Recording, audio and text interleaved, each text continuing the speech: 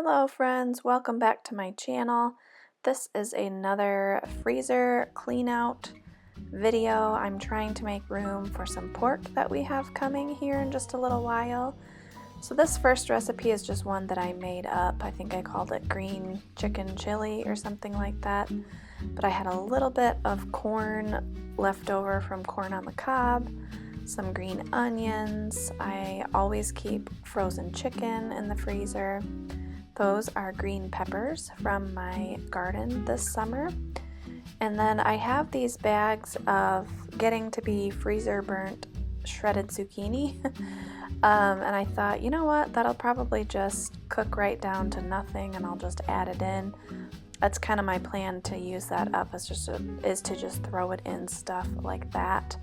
Decided to add some green chilies for some heat. And then I canned the salsa verde this summer, and I've been trying to use it, in soups and marinades and stuff like that, because we just won't eat that much salsa verde like with chips or whatever. So just adding a little olive oil to my crock pot, and then I am just going to dump everything in together. Like I said, I didn't have a recipe for this one. I just really am dumping stuff together and combining it and seasoning it as I would like to.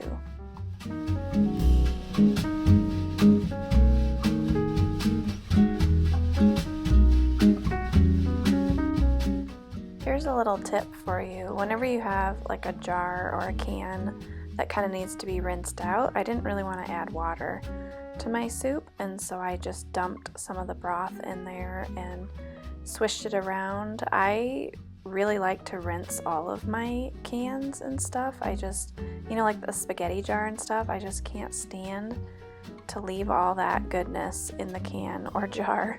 So I will do this quite often. Whatever liquid I'm working with, I will rinse the jar out with it. Just adding the shredded zucchini there, and then green pepper. I think the corn comes next. That was just a little bit I had left that really wouldn't be, I can't serve that for dinner. There's not enough for all of us. And then the green onions are coming out, and then I just put the lid on it after, I added some garlic and some seasonings. And then I'm just going to put the lid on and let it slow cook all day.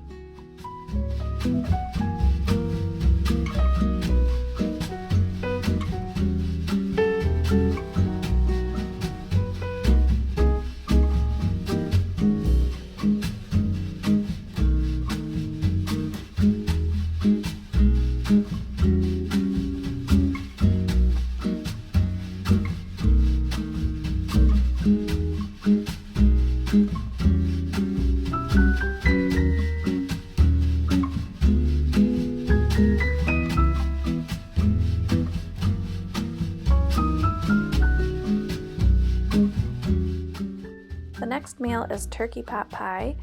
I know that I have made pot pie with you before, but this honestly I think is the best pot pie that I have ever made.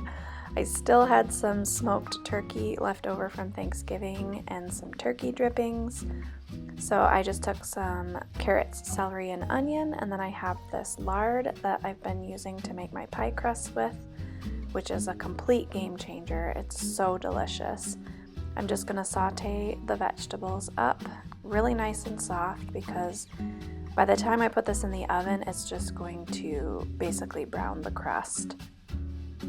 Once the veggies are soft, I am going to add some flour to the pan, and we're just going to cook that up until the oil is all absorbed by the flour, and we're just making like a simple roux here.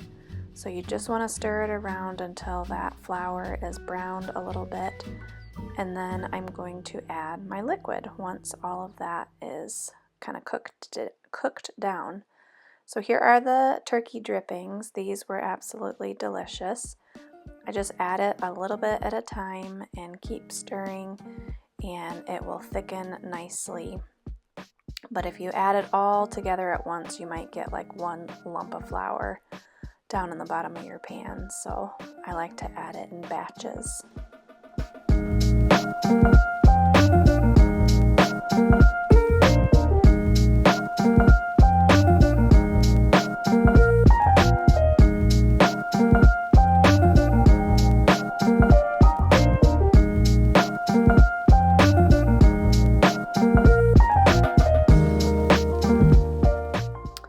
Now it is time to add the turkey.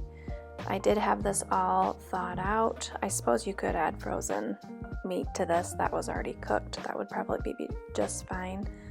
Then I'm adding just a little bit of peas that I had left in this bag. I really like peas in my pot pie. Some of my children don't, but that's okay. My pie crust is just I normally use shortening, but it's just lard, cold water, and flour. So I decided to use this isn't a 9x13, I think it's a little smaller than that. So I did 2 pie crusts this time, which my family really liked, instead of just the top pie crust. And I just, I kind of made it fit the pan. But my family agreed that the extra crust, and with this smoked turkey, it was the best pot pie that we had at our house for sure.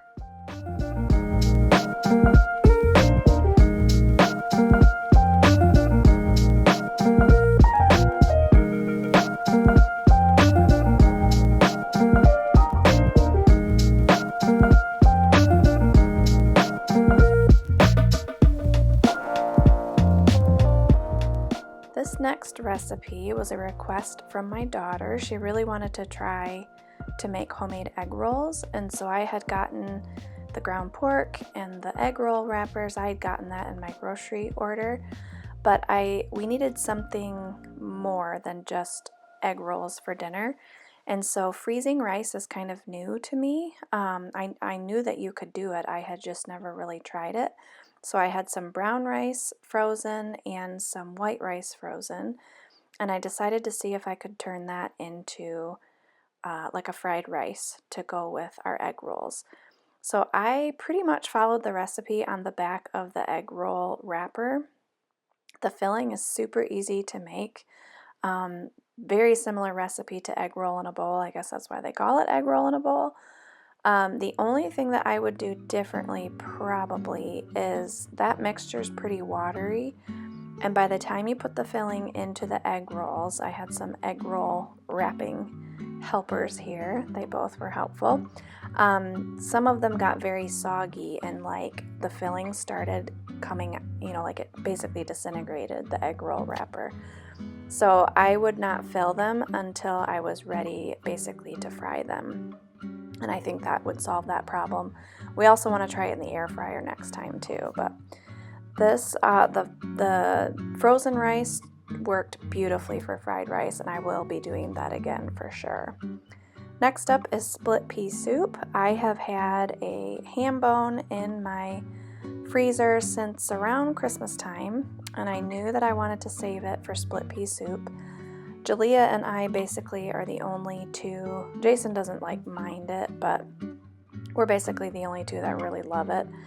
And so I've done this before, but I made a big batch, and she and I had some while it was fresh, and then I decided to can up the rest of it so that we could have it for lunches or whatever in the future.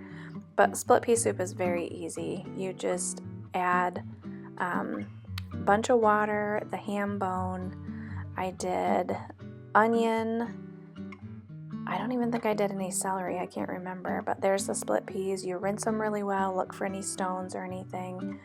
I did the split peas, and then you add the carrots and potatoes after it's been simmering for a couple hours. So onion powder just to beef up the flavor, some bay leaves. I put bay leaf in basically every soup that I make, but then you just want to stir it periodically and make sure those peas don't stick to the bottom of the pot, and leave the lid sort of cracked and let it simmer for a couple hours, and then you'll pull the bone out and shred the meat off of it and put it back in the soup. It's Really a hands-off, simple one. If you like split pea soup, it's super easy to make. That ham bone gives a really good flavor. Here's what it looks like all done. I've added the potatoes and the carrots. I added the ham back in as well from the bone. Here's all my jars, getting ready to can it. And this is how it turned out. Now I have some lovely split pea soup on my shelves that Julia and I can enjoy later on. Next up is a really good recipe that I got from my small group. It's called Buffalo Chicken Sloppy Joes. I just happened to have ground turkey this time. You can also use ground chicken. And then whenever we have leftover buns or rolls, I always just throw them in the freezer, and it comes in handy for times like this when I don't have time to make homemade rolls or buns to go with dinner. So you're just going to brown up whatever meat you're using with some finely diced carrots and celery. Then you're going to drain all that liquid off, and you're going to add your favorite wing sauce, buffalo wing sauce. I really liked this Primal Kitchen one. It was the first time that I had tried it. It is pretty spicy though. We like spicy, but this, I think it said like medium on the bottle, but I would consider this pretty spicy. Then you're just at the end, after it has simmered for a couple minutes, you're just going to add a little bit of mayonnaise to it. And this just gives it a nice creaminess, kind of tones down that hot. And then you're just going to serve it over a bun, just like you would a sloppy joe. As always, thanks so much for watching, and I hope to see you in the next video. Bye!